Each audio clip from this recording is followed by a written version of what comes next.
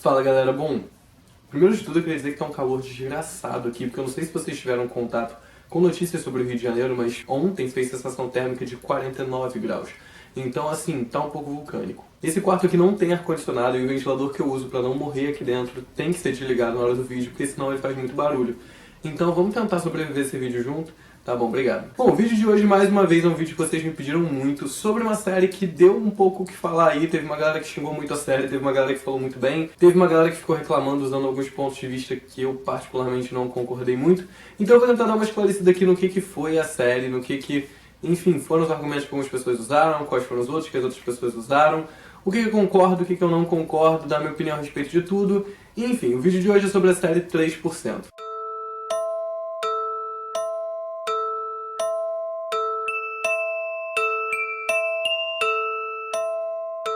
3% é a primeira série inteiramente brasileira produzida pelo Netflix. A série teve toda a temporada lançada ao mesmo tempo, em dezembro desse ano, nesse mês.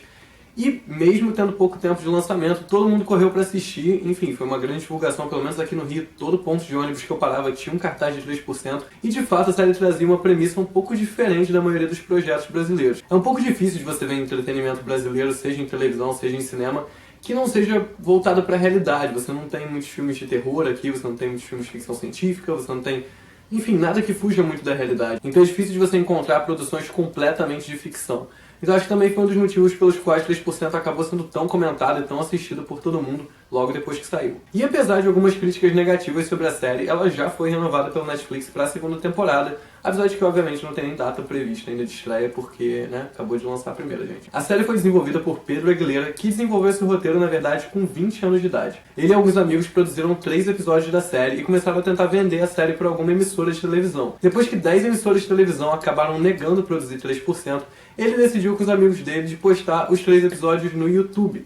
E, enfim, torcer para que alguém gostasse do projeto e continuasse os episódios futuros. A série, quando foi colocada no YouTube, acabou fazendo um grande sucesso, atingindo mais de 1 milhão de visualizações, e rolou até um abaixo-assinado para que a Netflix continuasse produzindo os episódios. Mas o abaixo-assinado teve ali nem 40 assinaturas na realidade, então não deu muito resultado.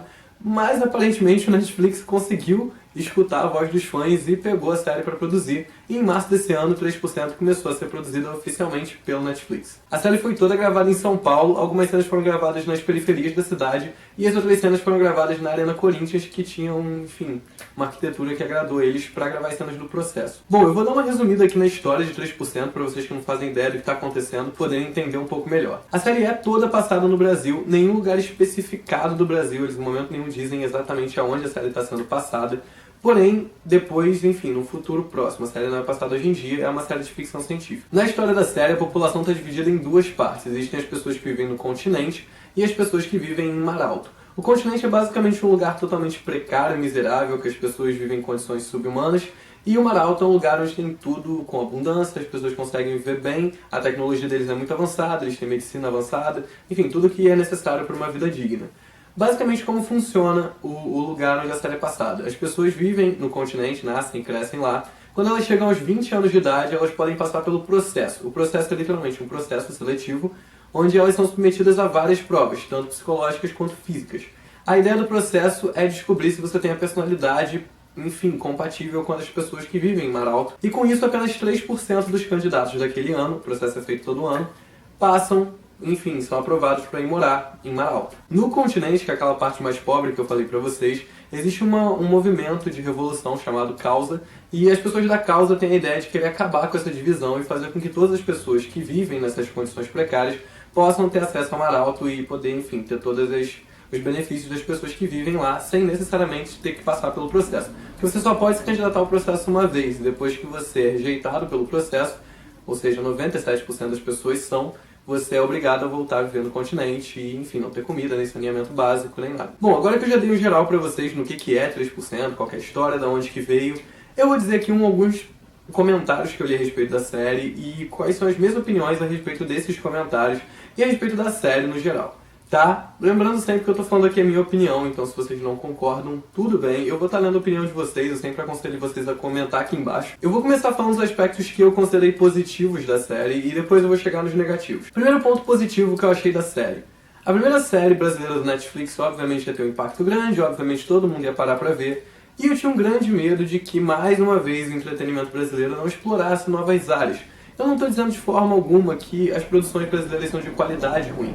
Porém, eu vejo o Brasil se arriscar pouco em áreas que não são muito populares de serem produzidas aqui. Como eu tinha falado no começo do vídeo, enfim, gêneros como ficção científica, terror, esses filmes mais de ação, qualquer coisa que fuja muito do realismo, não é muito comum no cinema brasileiro. Eu não acho isso uma coisa negativa, eu acho que tem inúmeros cinemas pelo mundo, de vários países, que optam por ficar mais num gênero, então meio que dar uma característica ao tipo de cinema do lugar com aquele tipo de filme. Porém, não acho nada de errado em alguns momentos você sair daquela zona de conforto e produzir uma coisa diferente. Como a gente está falando do Netflix, que independente de ser o Netflix Brasil que produziu, é uma empresa mundial, uma empresa conhecida por todo mundo, e que tudo que é lançado pela Netflix pode ser assistido no mundo todo, eu achei bem legal de fazerem uma coisa diferente do que a gente está acostumado aqui no Brasil e mostrar para o mundo todo uma produção que não é tão comum de ser mostrada no nosso país.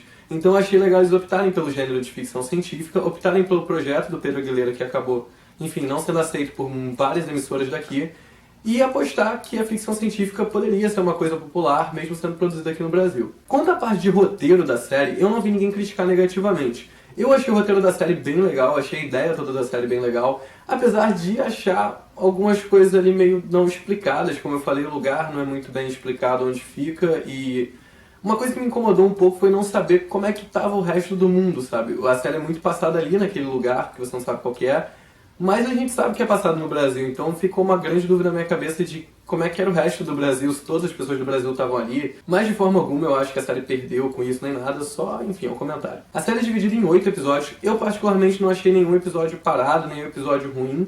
Achei que todos os episódios foram bem bolados, achei que tiveram ali os plot twists legais. Nada que tenha me feito admirar a série, como eu admiro inúmeras outras séries que eu amo, mas achei que sim, a série me prendeu, a série foi legal, tiveram vários episódios que eu fiquei com vontade de ver o seguinte.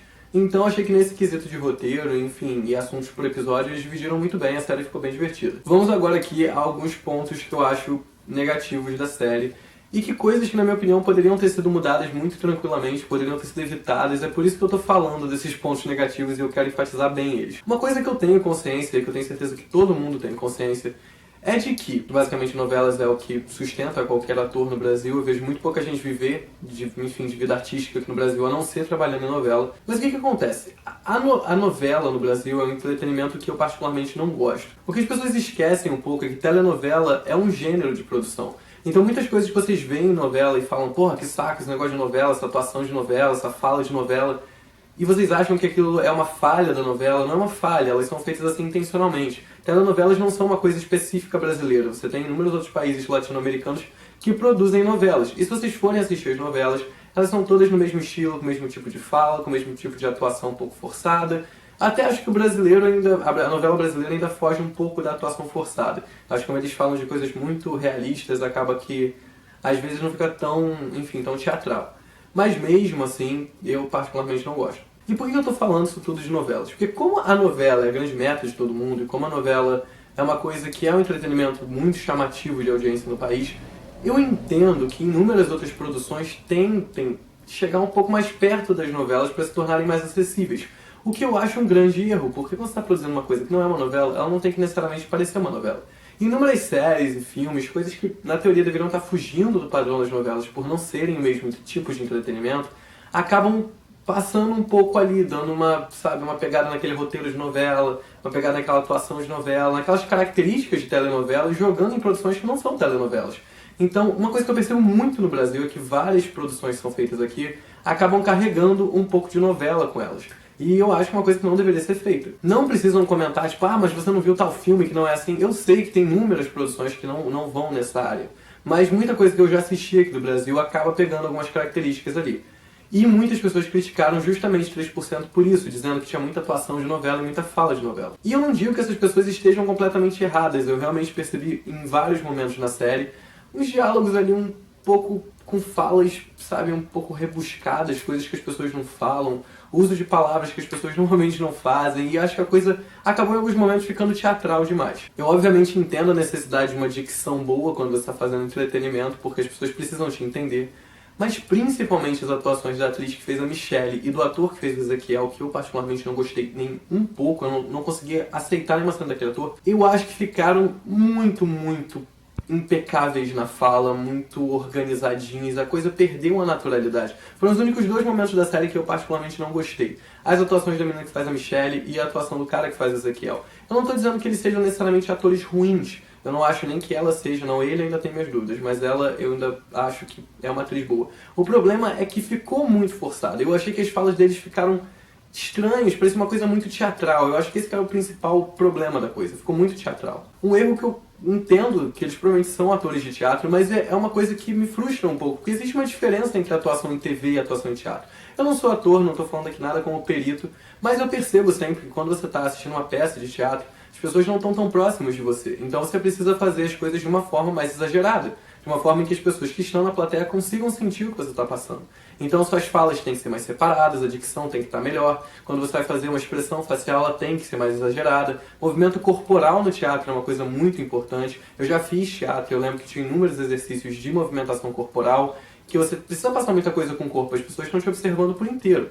Quando você está atuando em televisão, inúmeras vezes o foco está só no seu rosto. 90% das vezes você está interpretando coisas muito naturais. Então essa atuação exagerada de teatro na televisão fica estranha. Por isso que tem muitos lugares que focam em você aprender a atuar para televisão. Existem cursos de atuação para filme, existem cursos de atuação para televisão, que não quer dizer que você seja um ator ruim, mas a sua atuação vai ficar exagerada na TV se você fizer igual ao teatro. Um tipo de atuação que, por exemplo, é muito valorizado em novelas, que tem uma atuação mais exagerada, mas que não é uma coisa necessariamente negativa, porque é feito para ser assim. Então o que acontece? Eu já percebi isso até no Supermax mesmo, que é uma outra série que eu vou fazer um vídeo falando, que existe esse quê de atuação de teatro. O que fica um pouco forçado, o que fica um pouco estranho, quando você não está falando de teatro e quando você está falando de uma produção que retrata coisas reais. Então eu entendi quando as pessoas falaram, as pessoas trabalham mal na série. Eu não acho nem que ali tenham muitos atores ruins. Tiveram alguns atores que eu acho péssimos, inclusive esse que eu tô falando que faz o Ezequiel. Eu tenho minhas dúvidas se ele é um bom ator. Mas eu acho que o que mais pegou foi isso. As pessoas fizeram atuações muito teatrais, com falas muito teatrais, quando não era uma coisa teatral. Então acabou ficando destoou ali um pouco da ideia da história.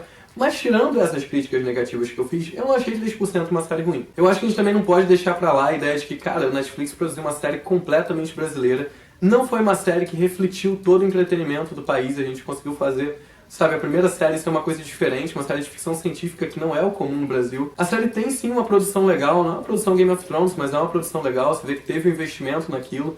Eles não optaram por encher a série de ator de novela, o que também me fez muito feliz, porque tem atores bons que não acabam não sendo descobertos por não serem aquela carinha bonita de novela. Até queria fazer um PS aqui para os atores que fazem o Rafael e a Joana, que são atores sensacionais. Se vocês não assistiram a série ainda, achando que, enfim, só tinha atuação ruim, que a série era cagada, eu aconselho vocês a assistirem, principalmente pela atuação desses dois, que é maravilhosa, na minha opinião. Mas, no geral, me surpreendeu muito. Eu não estava esperando o tipo de produção que foi. Eu não estava esperando o tipo de história que foi. Acho que eles arriscaram até botarem umas cenas meio violentas e tudo. A série é bem intensa, então acho que eles pegaram em características que hoje em dia vendem muito. Tipo, é uma produção que me lembrou um pouco alguns filmes como Maze Runner, Jogos Vorazes, que pega essa parte de ficção científica, mas joga para um que é mais adolescente, então não faz aquela coisa muito Star Wars. Esse gênero de ficção científica meio adolescente está vendendo bastante. Então achei que eles pegaram o lugar certo. Muita gente que eu vi falando bem, teve gente que eu vi falando mal. Eu acho que qualquer série tem, enfim, pessoas que gostam, pessoas que não gostam. Analisando tecnicamente a coisa, eu achei a série legal, achei o roteiro bom, achei as atuações maneiras e achei que a série tem tudo pra dar certo. Mas ainda bato naquela tecla de que eu acho que alguns momentos ali foram um pouco exagerados, acho que algumas atuações estão destoando um pouco ali do princípio da série, do tipo de entretenimento que é a série, que não é uma novela. Espero sim que a série continue sendo produzida, que tenham mais temporadas e que a gente possa ter cada vez mais séries brasileiras de Netflix. Mas é isso, espero que vocês tenham gostado. Eu queria fazer um teste aqui que eu esqueci de fazer no último vídeo, que eu criei minha caixa postal. Então quem ainda não sabia que eu tinha minha caixa postal, vou deixar as informações aqui na tela. Anotem, quando quiserem me mandar coisas, podem me mandar a cartinha que vocês escreveram, o desenho que vocês fizeram. Pedir pra vocês se inscreverem aqui no canal se ainda não são inscritos, darem like no vídeo se vocês gostaram. Não esqueça de compartilhar o canal com quem ainda não conhece. Deixar sugestão aqui embaixo para os próximos vídeos, eu tô com bastante ideias de vídeo novo, vocês já deixaram bastante coisa legal. Também queria desejar um feliz ano novo para todo mundo. Eu não sei se vou conseguir postar esse vídeo antes do ano novo, mas de qualquer forma, o ano começando, ainda tá valendo o feliz ano novo. Vou estar deixando aqui embaixo também todas as minhas redes sociais, então dá uma olhada lá, me seguem tudo para vocês poderem ficar sabendo de tudo que vai sair e poderem conversar comigo e mandar opiniões e mandar mensagens. Eu não sei se a câmera tá torta, eu tô tentando organizar isso tudo, eu não sei mexer com o tripé, enfim. Tô fazendo a melhor produção que dá, mas eu não sei como é que tá exatamente. Desculpa mais uma vez a cara de acabado, eu juro que tá muito quente no Rio, eu tô tipo num forno aqui dentro. Então, enfim, entenda meu sacrifício. Mas é isso, espero que vocês tenham gostado e até o próximo vídeo.